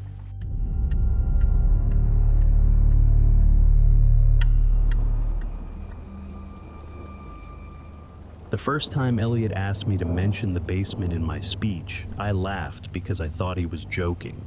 We were on the phone that night, going over wedding details, like adults who had somehow become older than we meant to. Elliot had sent me a schedule in a clean PDF. Rehearsal dinner on Friday. Ceremony at 4 on Saturday. Photos at 5. Toasts after dinner. He even included parking instructions for the farmhouse venue and the name of the hotel where he had reserved a block of rooms. Everything about it felt organized, safe even. That was Elliot now, responsible, engaged. The kind of man who used shared folders and calendar invites instead of half-finished texts at 2 in the morning. In college, he had been different. Not irresponsible exactly, but looser. He slept through alarms, lost jackets at parties, borrowed my notes, and somehow still talked professors into giving him extensions. We lived on the same dorm floor sophomore year and became close in the fast, careless way people do when they are 20 and think proximity is the same thing as trust. After graduation, we drifted. No fight, no big betrayal, just fewer calls, longer gaps, birthdays reduced to short messages, then nothing for a year or two at a time. So when he called and asked me to be his best man, I was surprised. More than that, I was touched. He said, "I know it's been a while, but it wouldn't feel right without you up there." That got me. I wish it had not. A week later, we were talking about the speech. Elliot sounded nervous in a way I had never heard from him before. Not about the wedding. About me remembering the right things. "Keep it simple," he said. "The dorm stuff, the road trip to Chicago, maybe the basement story." I laughed. "What basement story?" There was a pause. Not long, but long enough. Elliot said, "Come on, I'm serious." The night we got locked in until morning, I waited for the memory to appear. Sometimes old stories take a second. You hear one detail, then another, and suddenly the whole thing comes back with bad haircuts and cheap beer and the smell of someone's apartment. Nothing came back. No basement, no locked door, no morning after. I think you're mixing me up with someone else, I said. Elliot breathed out through his nose, almost a laugh, but not quite. You always say that at first. I did not know what to do with that sentence. So I changed the subject. After we hung up, he sent me a file called old_speech_notes.docx. He said I had written it years ago, back when we used to joke about being in each other's weddings. I opened it expecting nonsense. Most of it was normal. Bad jokes, half-written memories. A line about Elliot stealing my laundry detergent for a whole semester. Then I reached the last paragraph. One sentence was highlighted in yellow. I still owe him for what happened under that house. I sat there staring at it until the laptop screen dimmed. I did not remember writing that sentence, but the documentette said I had. I almost called Elliot back. Then I did not. There are certain questions that change a friendship the moment you ask them. I could have said, "Why do you have a document?" I don't remember writing. I could have said, "Why are you acting like forgetting is something I do often?" I could have asked what happened under that house. Instead, I closed the laptop and told myself old files are strange. That was the first excuse. The second was alcohol. College had been full of nights that blurred at the edges. I had not been reckless in the way Elliot was, but I had not been careful either. There were parties I only remembered in pieces. Apartments I could picture, but not place. People whose names came back years later in grocery store aisles, for no reason. So maybe there had been a basement. Maybe I had forgotten it because it was stupid and embarrassing, not because it mattered. Elliot called the next night. He did not mention the document at first. He asked about my flight at the hotel, whether I still owned a dark suit. Then he eased back into the speech like someone touching a bruise to see if it still hurt. "You don't have to make the basement thing heavy," he said. "Just enough so Nora's family understands why you're important." "Elliot," he went quiet. "I don't remember it." This time he did not laugh. He said, "That's okay." I hated how gentle he sounded. "No, it's not okay. You keep talking like I'm pretending." "I don't think you're pretending." "Then what do you think?" For a while I only heard the soft click of his turn signal. He must have been driving. Finally he said, "I think you remember things when something makes you feel safe enough to forget them again." I had no answer for that. Over the next few days he sent little details like they were normal wedding notes. The rented house off Colby Road, the girl named Marcy who found the outside lock, the storm that knocked out power, the door at the bottom of the stairs that we promised not to open.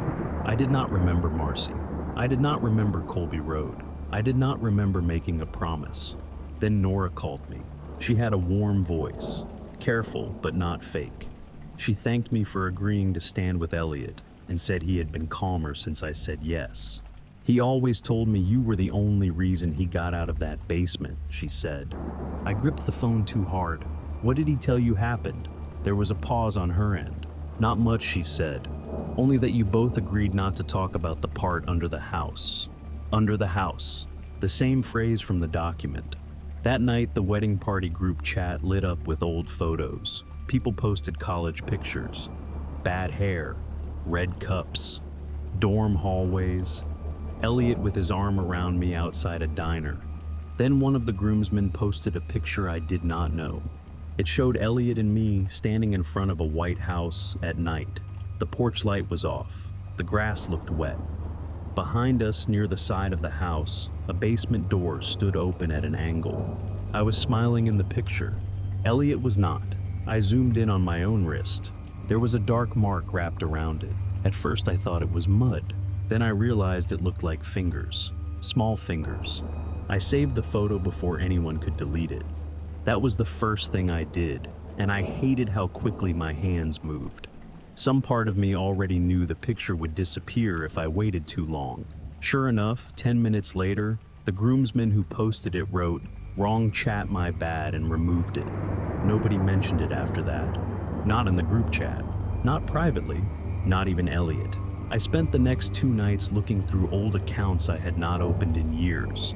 Facebook albums, email archives, college message threads, Google photos from the years when every bad night was documented by someone with a cracked iPhone. For hours, I found nothing. Then, in an old Google Drive account linked to my college email, I found a folder named Elliot Weekend. I did not remember creating it. The folder had 4 photos and 1 audio file. The first photo showed Elliot asleep on a couch. I did not recognize one arm hanging off the side, his shoes still on. The second was a narrow hallway with yellow wallpaper and a light fixture shaped like a flower. The third was the white basement door from the wedding chat picture, but closer this time. It was shut, and someone had dragged a chair in front of it. The fourth photo was almost too blurred to understand. It looked like it had been taken from the bottom of stairs looking up. A rectangle of light at the top. A railing. 2 shapes standing above it. One of them might have been me. I stared at that picture until my eyes started to invent details. Then I played the audio file. It was called don't_open_again.m4a. At first, there was only static and breathing. Not heavy breathing. Small controlled breaths like someone trying not to make sound. Then came a knock. Wood on wood. 3 soft taps from somewhere close to the microphone. A younger version of Elliot whispered, "Don't answer it." There was another knock. Then a voice that sounded like mine said, "It knows both of us now." I stopped the file so fast my fingers slipped off the trackpad. I sat there for maybe a full minute, listening to the silence in my apartment, waiting for my own voice to explain itself from somewhere behind me. It did not. I called Elliot. He answered on the second ring. For once, I did not ease into it. What happened under that house? Elliot did not speak. I found the folder, I said. I found the audio. His breathing changed. Not surprise. Relief. That scared me more than panic would have. "You weren't supposed to find it like that," he said. "Like what?" "Alone." I stood up without meaning to. "What happened?" Another long silence. Then he said, "You told me never to say it first." I almost threw the phone. Instead, I asked, "Who is Marcy?" He made a sound like he had swallowed wrong. "You remember Marcy?" "No, you keep saying her name." "She found the outside lock," he said. "That's all. That's all. She let us out." "Out of what?" Elliot's voice dropped so low I had to press the phone harder against my ear. Not what he said. "Where?" After we hung up, he sent one more picture. It was not a photo of people. It was a photo of a folded sheet of notebook paper yellowed at the edges. The handwriting was mine. I knew it before I read the words. "If I forget, do not remind me unless it comes back before your wedding." Below that was a second line. "If it comes back, make sure I say my part out loud." I still went to the wedding. People ask me why when I tell this story badly. They act like fear turns life into a straight line. Like the moment something becomes wrong, every obligation disappears and every choice becomes obvious. It does not work that way. Elliot was my friend, or he had been. Nora had done nothing wrong. Their families had flown in. My name was printed on the program. My suit was already hanging in the hotel closet. And some sick part of me believed that if I saw Elliot in daylight, surrounded by flowers and relatives and cheap champagne, the whole basement thing would shrink back into an old misunderstanding. The venue was a farmhouse outside Lancaster, Ohio. White siding, wide porch string lights over the reception lawn. It was beautiful in the way wedding places are designed to be beautiful. Tout clean, tout warm. Too full of people telling you where to stand. For a few hours, nothing happened. That made it worse. Elliot looked happy during the ceremony. Nervous, but happy. Nora cried when she read her vows. His mother hugged me afterward and said, "I'm glad you finally came back around." I almost asked what she meant. I did not. At dinner, one of Elliot's cousins leaned across the table and said, "Do you still hate basements?" He said it like a joke. I smiled like it was one. Before the toasts, Elliot found me near the bar. He had a folded envelope in his hand. "Just in case you freeze," he said. Inside were speech cards. Printed speech cards. I had written my own speech, short and safe, mostly about dorm rooms and bad coffee, and how Nora had made Elliot calmer without making him smaller. These cards were different. Most of the words were close to mine. Then I reached the third card. Some friendships survive because two people agree to forget the same thing. I looked up at him. I'm not reading this. Elliot's face went pale, but he did not look angry. He looked terrified. You have to. Number. If you don't say it, it won't know we kept the promise. The reception noise seemed to fall away behind him. What is it? I asked. He glanced toward the farmhouse. Under the main floor near the back hallway, there was a basement door. I had noticed it earlier because a staff member had opened it to bring out extra chairs. At the time, it had meant nothing. Now it was standing open. The lights flickered once, not enough for anyone to scream. Just a quick dimming across the room like the whole venue blinked. From below the farmhouse came 3 knocks, wood on wood, the exact rhythm from the audio file. I turned toward Elliot. His eyes were wet. Please, he whispered, just say your part. That was when they called my name. People clapped. Nora smiled from the head table. Someone tapped a fork against a glass. I walked to the microphone with the cards in one hand and my own speech in the other. I looked at the basement door, still open. I looked at Elliot. He was not watching me. He was watching the stairs beneath the house. I put both speeches on the podium. Then I stepped away from the microphone. The room laughed at first, thinking I had forgotten something. I walked straight to the head table, leaned down beside Nora, and said, "Something is wrong with the basement. Get staff. Now." Her smile disappeared. To her credit, she did not argue. Elliot grabbed my arm as I passed him. "You don't understand," he said. "You're right. I pulled free, and I'm not going down there to learn." That was the one thing I am still proud of. I did not open the basement door. I did not follow the sound. I did not try to prove anything alone. I found the venue manager, told him the lower door was open and that we had heard knocking from below. He looked annoyed until Nora came over and confirmed it. 2 staff members went down with flashlights. I stayed at the top of the stairs with Nora and 3 other people. Elliot stood behind us, shaking so badly his boutonniere trembled against his jacket. The basement was empty. That was what they said. Empty, except for stacked chairs, old crates, and a water heater knocking in the pipes. They closed the door and locked it. Then one staff member noticed the inside of the door. There were fresh scratches near the latch, thin ones, low to the ground, like fingernails. Elliot disappeared for 20 minutes after that. When he came back, he looked different, calmer, almost relieved. His tie was crooked, and there was dust on one knee of his pants. I asked where he had been. He smiled at me in a way I had never seen before. "It's okay," he said. "I said your part for you." I left the wedding before dessert. Nobody stopped me. That almost made it worse. People watched me cross the reception lawn with my suit jacket over one arm and my speech still folded in my pocket, but nobody followed. Not Nora, not Elliot, not his mother, not the cousin who had joked about basements like it was a normal thing to joke about. At the hotel, I packed in 10 minutes. Elliot called twice. I did not answer. Nora texted the next morning. "I'm sorry about last night. I don't know what happened. Are you safe?" I stared at that message for a long time, because it was the first thing anyone had said that felt honest. I told her I was safe. I told her to ask Elliot what he meant by promise. She replied almost immediately. "What did you two promise each other?" I never answered. For a month I heard nothing from Elliot. Then Nora sent a link to the wedding video.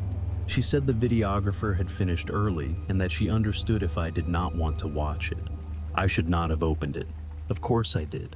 I skipped the ceremony, skipped the first dance, skipped the speeches from Nora's sister and Elliot's father. Then I saw myself standing at the microphone. I paused the video. In my memory, I had put both speeches on the podium and walked away. I remembered the room laughing. I remembered leaning down beside Nora. I remembered telling her something was wrong with the basement. But in the video, I did not walk away. I stood there. My face was pale. My shoulders were stiff. My eyes did not move much, like I was reading from something far behind the camera. Then I heard my own voice. At first it was my speech, the real one. Dorm rooms, bad coffee, Elliot pretending not to be nervous around Nora on their first date. Then I turned the card. I watched myself read the sentence I refused to say. Some friendships survive because two people agree to forget the same thing. The room went quiet in the recording. Not silent, quiet. The kind of quiet people make when they have heard something they were not meant to understand. Right after that, the audio distorted. A low crackle ran through the speakers. The image blurred for half a second, just enough to make my face smear across the screen. Then came 3 knocks, wood on wood, from somewhere off camera. Everyone in the room kept smiling. Everyone except Elliot. He was seated beside Nora, but he was not looking at me. He was looking past the tables toward the hallway that led back into the farmhouse, toward the basement door, and he was smiling, not happily, not cruelly, like someone had finally heard an answer. I closed the laptop so hard the screen cracked near the hinge. After that, I blocked Elliot on everything. Phone, email, social media. I deleted the wedding folder. I deleted the old speech notes. I deleted the Google Drive folder with the audio, then restored it from trash an hour later, because deleting it felt too much like giving someone else permission to decide what I remembered. Nora called once from a number I did not know. I let it go to voicemail. She only said one thing. He keeps asking if you heard it say your name. I moved 2 months later. Not because of Elliot. That is what I told people. I said the lease was ending. I said I wanted to be closer to work. I said a lot of normal things. But the truth is my apartment had a basement laundry room, and I stopped using it. The last message from Elliot came at 2:13 in the morning from a new number. No words, no picture, just a voice note 3 seconds long. I should have deleted it. Instead, I played it. There was no voice, only 3 soft knocks. Then a breath so close to the microphone it sounded like someone standing on the other side of a door, waiting for me to answer.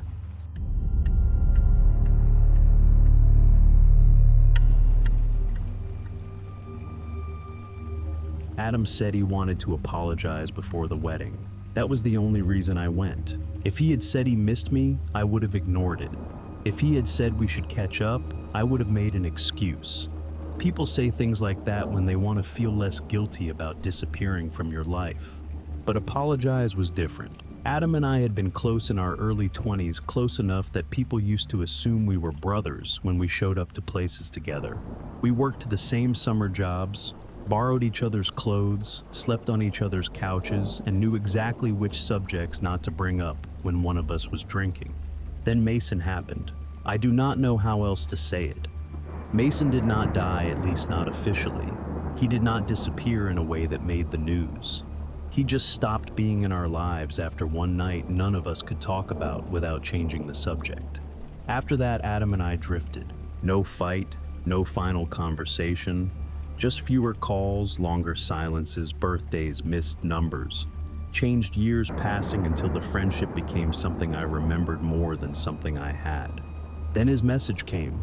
I owe you an apology. A minute later, another one. Not over the phone. I should have left it there. Instead, I asked what he meant, and he replied with the one name he knew would keep me reading. Mason. Adam said he was getting married in 3 weeks. He said therapy had made him realize he had let me carry too much of that night alone. He said he did not want to start a marriage with the wrong version of the past still sitting between us. That phrase bothered me. The wrong version. Still, I agreed to meet. Not at his house, not at mine. A rented place outside town where he said a few people from the old group would be having dinner. He gave me the address. I sent it to my sister before I left. I charged my phone to 100%. I parked on the street facing the way out with my keys in my jacket pocket. I told myself I was being careful. The house looked ordinary.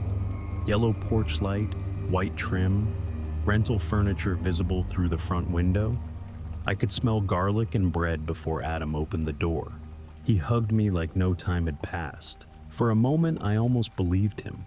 There were 6 people inside, including me. Adam, his fiancée, Claire, a man named Jonah. I half remembered a quiet couple I did not know, and a woman with short brown hair who kept her sleeves pulled down over her hands. The dining table was already set, 8 place settings, 8 water glasses, but only 6 people in the house. I looked at the empty spots at the far end of the table. There were glasses there too. No chairs. Adam followed my eyes and gave a small, embarrassed smile. Old habit, he said. I laughed because everyone else did. But nobody sat near those two glasses. Adam was careful not to seem nervous. That was what made me watch him more closely. He smiled at the right times. He offered me a drink. He introduced me to people in the room with small personal details, like he wanted to prove this was a normal dinner and not something staged around one old wound. Claire was warm in a tired way. She squeezed my arm and said Adam had talked about me for years. Jonah gave me a nod that felt almost apologetic. The couple on the couch introduced themselves as friends from Adam's therapy group, which should have sounded strange but did not at first. People bring new people into old lives all the time. The woman with short brown hair did not give her name. Adam introduced her too quickly, and I missed it. Dana maybe. Diana? Something close to that. She did not correct him. She only looked down and pulled her sleeve lower over her left wrist. I noticed the skin there. A red mark circled it, faint but clear, like something tight had been removed too recently. Dinner started like any uncomfortable dinner starts. Too much politeness. Too many people asking if anyone needed more bread. Adam talked about the wedding venue. Claire talked about how impossible guest lists become when both families are large. Jonah made a joke about open bars and uncles. Nobody asked me anything about my life. Not where I lived, not what I did for work, not whether I was seeing anyone. The questions when they finally came all bent backward. "Do you remember who drove that night?" Claire asked. I looked at Adam. He looked at his plate. "What night?" "Mason's," Jonah said, like that explained it. I put my fork down. Adam raised one hand gently. "We don't have to rush." But they had already started. The quiet couple asked if I remembered the keys. Jonah asked if I remembered the gas station. Claire asked if I remembered who left first. Then the woman with short brown hair spoke for the first time. "Do you remember the count?" The table went still. Adam turned toward her. "Don't." She did not look at him. She looked at me. I said, "What count?" No one answered. That was becoming the shape of the night. Questions came easily. Answers did not. Adam cleared his throat and said, "Tonight isn't about blame. It's about making sure nobody leaves with the wrong version." There it was again. Wrong version. I stood up and said I needed the bathroom. No one objected. That almost made me feel foolish. Adam even pointed me down the hall and said it was the second door on the left. The hallway was narrow and smelled faintly of lemon cleaner. A coat rack stood near the bathroom door, with jackets hanging from cheap wooden pegs. One of them was a woman's coat, dark green, the pocket turned slightly outward. Something pale blue stuck out of it. Just the corner. Plastic maybe. I stopped for half a second. Then the bathroom door opened by itself, a few inches pushed by air from somewhere in the house, and I forced myself to keep walking. Inside, I locked the door and checked my phone. The message I had sent my sister when I arrived still said sending. That was impossible. I had full signal outside. I opened Wi-Fi settings. Only one network appeared. count_room_guest. It had no lock symbol beside it. I tapped it without thinking. A blank white page opened like a hotel login screen, except there was no logo and no password box. Just one line. Enter your assigned number. I closed the page without typing anything. Then I stood there in the bathroom, holding my phone, feeling suddenly embarrassed by my own fear. That may sound strange, but it was true. Fear is not always clean. Sometimes it comes with shame attached. I was a grown man hiding in a bathroom at a dinner where nobody had touched me, nobody had raised their voice, and nobody had done anything. I could explain to a 911 operator without sounding unstable. Adam had invited me to talk. That was all. A friend who used to know me better than almost anyone had said he was sorry. I had wanted the apology to be real so badly that I kept giving the night room to become normal again. Then I noticed the box beside the sink. It was small and clear, the kind of plastic container people use for office supplies or name tags. The lid was open. Inside, there were no wristbands, but there were scraps of backing paper stuck to the bottom. One strip was pale blue. I did not touch it. I only looked at it long enough for a memory that was not mine to move through my head. A party, a quiet room, someone asking if a wristband came off. I could not place it. Maybe I had heard a story online. Maybe someone had told me something once and I had forgotten the source. The detail was too specific to feel random and too vague to trust. There was a knock at the bathroom door. Not 3 knocks. 1. Adam's voice came through softly. "You okay in there?" I looked at the blue scrap again. "Yeah," I said. "Just washing my hands." My voice sounded normal enough. When I opened the door, Adam was standing in the hallway with both hands in his pockets. He smiled, but his eyes moved past me into the bathroom before they came back to my face. For a second I thought he knew what I had seen. Then the woman with short brown hair appeared behind him near the coat rack. She looked smaller in the hallway, older too somehow. Her left sleeve had slipped up just enough for me to see the red mark around her wrist again. Adam turned toward the dining room. "Claire's asking if you want dessert." The woman did not move. As Adam walked ahead, she leaned close enough that I could smell hand soap and cigarette smoke on her sweater. "Don't let them give you blue," she whispered. I stopped. "What?" Her eyes flicked toward Adam's back. Then louder in a completely different voice she said, "Bathroom's clear." Adam looked back at us. The woman smiled like she had asked the most ordinary question in the world. I nodded because I did not know what else to do. When we returned to the dining room, the table had changed. Not much. That was the worst part. The food was still there. The glasses were still sweating onto their napkins. The 2 empty place settings still sat at the far end of the table. But now there were chairs behind them. 2 chairs, pushed in neatly. I looked at Adam. He did not look surprised. No one did. The woman with short brown hair stood behind her chair and kept both hands folded over her wrists. I stayed standing. Claire noticed and gave a careful smile. "Is everything all right?" I almost said no. I almost said that nothing was all right, that I wanted my phone to work, that I wanted Adam to tell me what count meant, that I wanted someone in that room to admit the chairs had not been there before. Instead, I looked toward the front window. My car was still outside. That mattered. The keys were still in my jacket pocket. That mattered too. I told myself I was not trapped yet. Then Adam touched the back of one of the empty chairs and said, "We should talk before dessert." He pulled the chair out, not for himself, for me. I did not sit in the chair. That was the first clear decision I made all night. Adam kept one hand on the back of it waiting. The others watched with the kind of patience that made me feel like the room had done this before. Nobody told me to sit. Nobody threatened me. They only waited for me to decide whether I was going to make the night difficult. "I'll stand," I said. Adam's fingers tightened once on the chair. Then he nodded. "Okay," he said. "Standing is okay." That sentence made my skin crawl. Claire looked down at her plate. Jonah poured water into a glass that was already full.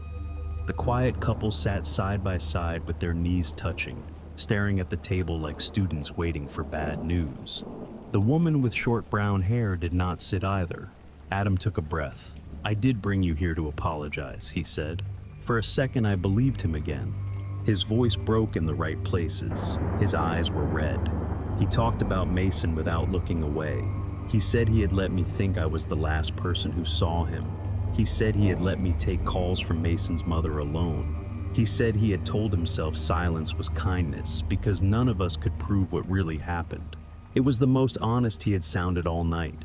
That was how he got me to stay. "I was supposed to tell you years ago," he said, "but I got scared." "Tell me what?" Adam looked around the table. Everyone else lowered their eyes. "There's one part you need to hear from the table," he said. "Not just from me." I almost laughed. It came out wrong. The table. He did not react. Jonah spoke first. He said there had been another house before the one I remembered. A different party. A different group. He said Mason had not been chosen at first. Claire said Mason left before he was supposed to. The quiet man said before count. The woman with short brown hair flinched. I looked at Adam. "What does that mean?" No one answered. They kept giving me pieces. A house with too many cars outside. Wristbands at the door. Someone assigned numbers as a joke. Someone took theirs off. Someone else had to put one on. The more they spoke, the less it sounded like memory. It sounded rehearsed. Finally, the older man at the end of the table stood. I had almost forgotten he was there. He had not spoken since I arrived, and no one had introduced him properly. He lifted a small wooden box from the floor beside his chair and set it in the center of the table. The sound it made was soft. Still, everyone reacted. Claire closed her eyes. Jonah pushed his chair back an inch. Adam looked at me with an expression so pleading it almost looked loving. The older man opened the box. Inside was an old photograph of Mason curled at the edges, a broken car key, a folded list of names written in pencil, and a strip of pale blue plastic, a wristband cut in half. I did not want to touch it. I did not have to. The inside faced upward. Written there in black ink were 5 words. He left before count. The room seemed to tilt.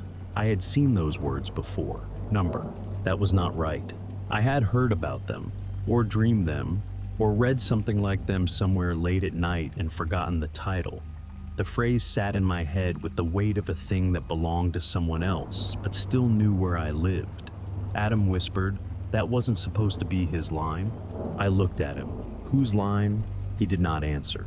He did not need to, because everyone at that table looked at me then. Not like I was a guest, like I was a place that had finally been found. I stepped back from the table. At the same time, the porch light outside went out. Every phone in the room buzzed once. Not loudly, just one short vibration against wood and fabric and palms. I looked down at my own phone. The screen was black. Then it lit by itself. The screen showed no notification. No missed call, no text, no alert from my sister. Only a file that had not been there before. Count_17. I did not want to open it. My thumb did it anyway. It was a photo. For 1 second, my brain refused to understand what I was seeing. Then the room arranged itself inside the image. The dining table, the wooden box, Adam standing near the chair, Claire with one hand over her mouth, Jonah half turned toward the window, the woman with short brown hair standing behind me. The photo had been taken from above, from the corner of the ceiling. Just seconds earlier, in the photo there was a pale blue wristband lying on the chair Adam had pulled out from me. I looked down at the real chair. There was nothing on it. Not yet. The woman with short brown hair made a sound so small, I almost missed it. "It only works if he puts it on himself," she said. Adam turned toward her. "Dana." He said her name like a warning. Not loud, not angry, but sharp enough that she stepped back from the table. Dana. I knew that name. I did not know how. I knew I should not know it. It came with a feeling more than a memory. A woman near a food table, a red wrist, a question whispered too quickly. "Did yours come off?" My mouth went dry. Dana looked at Adam with something close to hate. "You told me you were done bringing people." Adam did not answer her. That was the answer. I backed toward the kitchen. The older man closed the wooden box with 2 fingers, slowly, like nothing urgent was happening. Claire started crying without making sound. Jonah kept looking at the front window, as if whatever was outside worried him more than me leaving. Adam followed me with his eyes. "I tried not to choose you," he said. That sentence broke something in the room. Not because it was a confession, because it sounded like an apology. "You invited me here." "I know. You said you wanted to apologize." "I do." He looked smaller then, less like a friend betraying me and more like someone passing forward a debt he had once sworn he would never pass on. Mason left before Count Adam said, "Someone has to be counted in his place." I shook my head. "Number. You can leave after." That almost made me laugh. "After what?" Adam's face tightened. "After it knows you were here."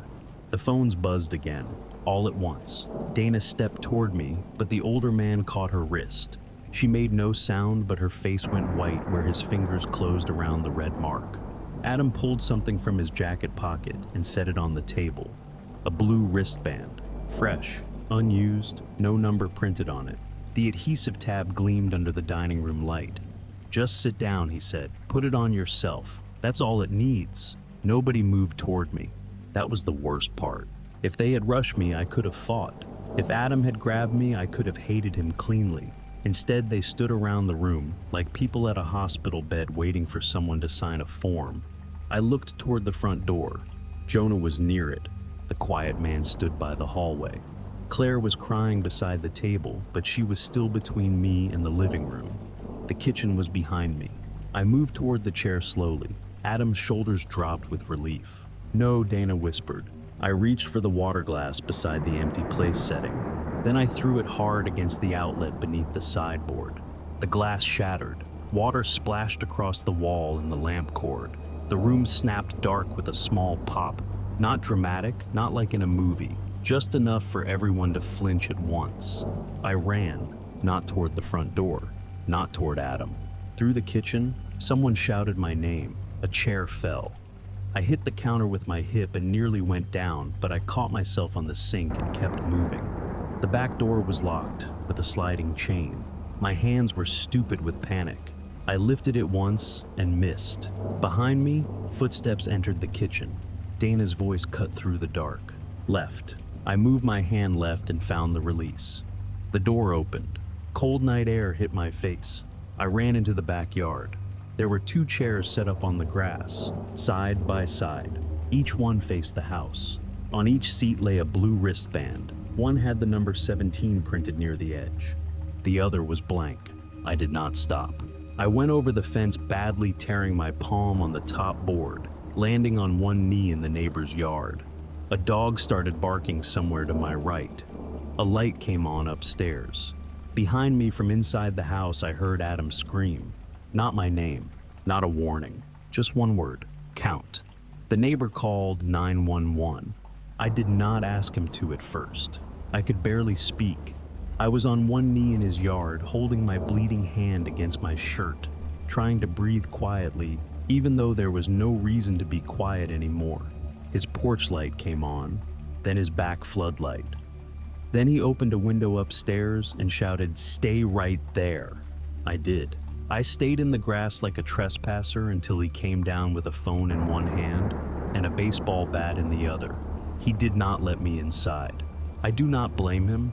He only stood on the patio and told the dispatcher there was a man in his yard, saying people were trying to keep him in the house next door. When the police arrived, the rented house was dark, not dim, dark. The porch light was back on, but every window behind it looked empty. They knocked. No one answered. They went around back with flashlights and found the door closed but unlocked. I watched from the neighbor's patio as they disappeared inside one by one. And I waited for someone to shout that they had found Adam or Claire or Jonah or Dana or the table or the wooden box or the blue wristbands on the chairs in the yard. They found none of it. No dinner, no dishes, no extra place settings, no wooden box, no blue wristbands, no people. The house looked like a rental that had not been used that week. The refrigerator was empty except for 2 bottles of water and an expired carton of creamer. The trash cans were clean. The dining table had 4 chairs, not 8. There were no scratches on the back door, no broken glass near the sideboard, no wet outlet, no sign anyone had been there except me. That part became the problem. My blood was on the fence. My fingerprints were on the back door. My car was parked outside. My sister had the address I sent her, but there was no dinner party for the police to find. The property owner came out the next morning. He said nobody had rented the house that night. The last booking had ended 3 days earlier. The security keypad on the front door showed one entry code used at 6:12 p.m., but the company said that code had expired after the previous guest left. They asked if I knew Adam's last name. Of course I did. They called him. No answer. For 2 days I thought Adam had disappeared. Then Claire posted wedding photos. I found them because I was still checking, even though I told myself I was not. There he was in a navy suit standing under white flowers, smiling beside Claire like a man who had slept well. The caption said 1 week to go. 1 week to go. The post had been uploaded the morning after the dinner. Adam looked normal. Claire looked normal. Jonah was in the background of one picture holding a drink and laughing with someone I did not recognize. For a long time I could not find Dana. Then I saw her, not tagged, not facing the camera, just a woman near the edge of a group photo, half turned away, short brown hair tucked behind one ear. Her sleeve was pulled down over her wrist, but not far enough. There was a red ring on her skin. I sent the photos to the detective. He said they would look into it. That was what he always said when he did not know what else to say. A week later, a padded envelope arrived at my apartment. No return address. Inside was a blue wristband. Unused. No printed number. The adhesive strip was still covered. I did not touch it with my bare hands. I used kitchen tongs, which sounds ridiculous until something ridiculous has already ruined your life. I put it on the counter and unfolded it. There was writing on the inside. Not Adam's handwriting, not mine. You were not counted. I stared at that for a long time. Long enough to feel relief before I understood I should not. Because underneath it in smaller letters was another line. That means someone else was. I called the detective, I called my sister. I took pictures of everything. I put the wristband in a freezer bag and drove it to the police station myself. Nobody ever found fingerprints on it. Or if they did, nobody told me. Adam got married that Saturday. I know because the photos are still online. I know because Claire posted a video from the reception, the two of them dancing under string lights, laughing when Adam almost stepped on her dress. I watched it once, only once. Near the end of the video, the camera turned toward the guest tables. People were clapping. Someone was crying. A child was asleep in a chair with a suit jacket over his shoulders. Then for less than a second, the video caught the far end of the room. There were two empty chairs against the wall, no table. No people beside them, just two chairs facing the dance floor. On one of the seats was something pale blue. I paused the video until the image blurred into squares. I could not tell if it was a wristband. I could not prove anything. That is how it works, I think. Whatever it is. Whatever they call count. It does not leave enough behind for anyone who was not invited. I do not know what happened to Mason. I do not know if Adam chose me or if someone chose Adam first. I do not know if Dana was warning me or warning herself. But I know this. A person does not always betray you because they hate you. Sometimes they do it because they are tired of being the one still sitting in the chair. And sometimes if you leave before count, the room does not empty. It just waits for someone who trusts the next invitation. Some invitations do not end when you leave the room. They stay open behind you. In an unread message, in a spare key, in a name from an old group chat, in a blue mark around someone's wrist that almost disappears before you notice it. Different friends, different houses. Same question. Who was trusted enough to bring the next person in?